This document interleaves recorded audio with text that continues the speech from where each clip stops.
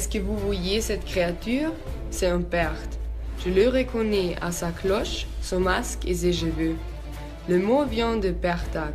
Le Pertag, c'était autrefois le 6 janvier, la fête d'Épiphanie. Les Perthes arrivent de 25 décembre à 6 janvier pour chasser les démons de l'hiver. Il y a deux sortes de Perthes. La première, c'est un terrible Perthe qui vient pendant la nuit.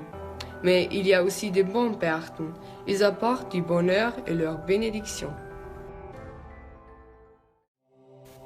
Krampus est une créature diabolique et il accompagne Saint Nicolas le 5 décembre.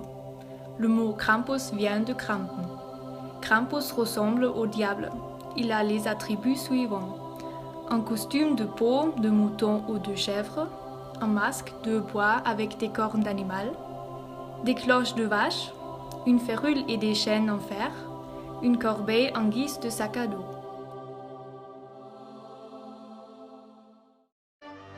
À l'origine, la créature de Krampus est apparue pour la première fois sous la domination des Habsbourg au XIIIe siècle.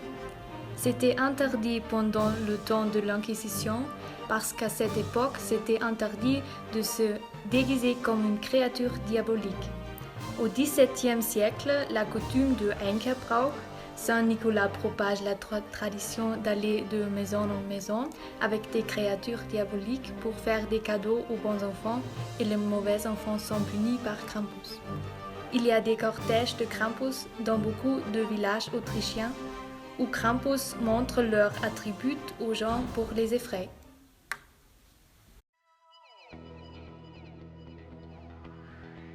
Hier au parc, on a vu un Krampus et un Perthe. Un Krampus et un Perthe, pas du Bartel.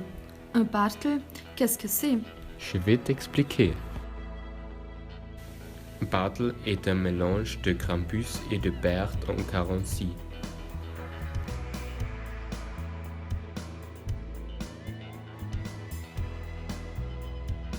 Il peut avoir les attributs de deux.